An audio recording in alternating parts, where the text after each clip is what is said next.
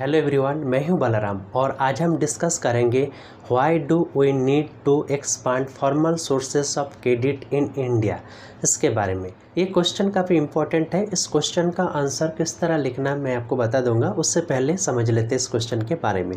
ठीक है, why do we need to expand formal sources of credit in India के बारे में। सबसे पहले देखना होगा फॉर्मल सोर्सेस ऑफ क्रेडिट क्या है। जब हम कोई लोन लेते हैं, लेकिन वो लोन अगर बैंक, कोऑपरेटिव्स इस तरह कोई इंस्टीट्यूशन से लेते हैं तो उसे फॉर्मल सोर्सेस ऑफ क्रेडिट कहा जाता है।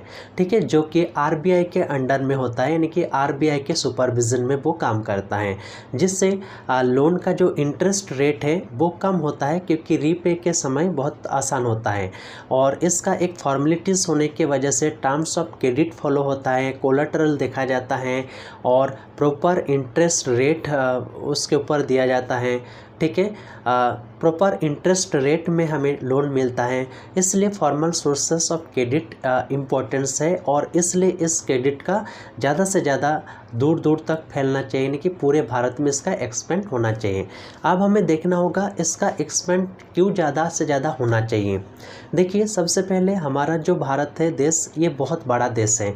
सब दूर तक फॉर्मल सोर्सेस ऑफ क्रेडिट ना होने के वजह से जो गरीब यानी कि पुअर पीपल होता है वो मजबूरन इनफॉर्मल सोर्सेस ऑफ क्रेडिट से लोन लेने के लिए मजबूर होता है।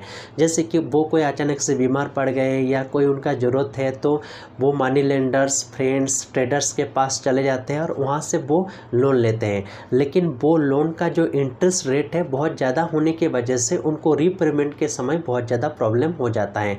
कई बार इस प्रकार के जो गरीब लोग हैं जो डेब्ट ट्रैप में फंस जाता है, ऋण जाल में फंसने के बाद उससे बाहर आने का कोई संभावना ना होने की वजह से उनके पास जो ज़मीन है या जो भी प्रॉपर्टी था वो भी उससे हाथ से निकल जाते हैं, उनको बेचना पड़ता है।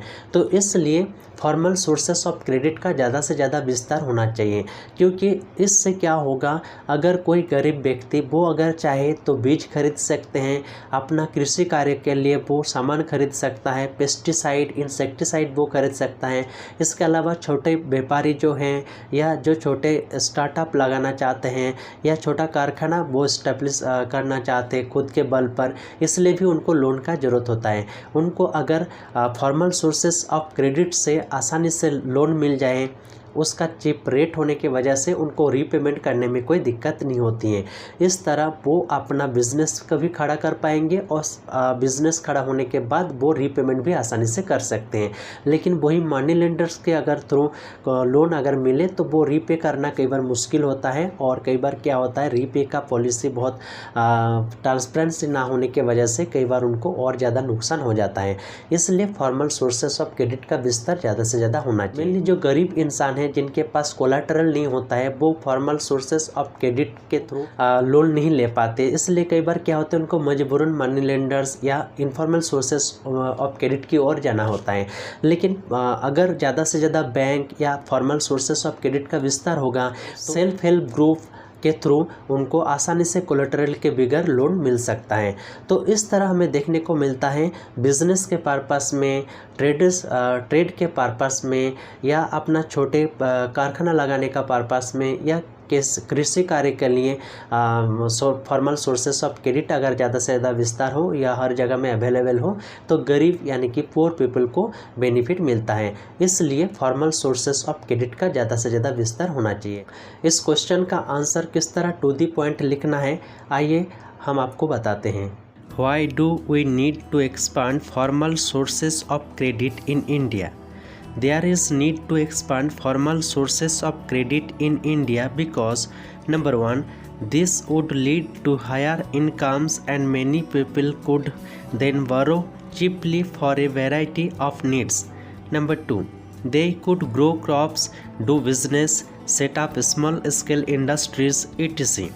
Number three, they could set up new industries or trade in goods. Cheap and affordable credit is crucial for the country's development. आशा करता हूँ ये वीडियो आपको पसंद आया है, तो इस वीडियो को आप लाइक करें, शेयर करें और अभी तक आपने अगर इस चैनल को सब्सक्राइब नहीं किया है तो कर दे, ताकि हर अपडेट आपको मिलते रहे। धन्यवाद।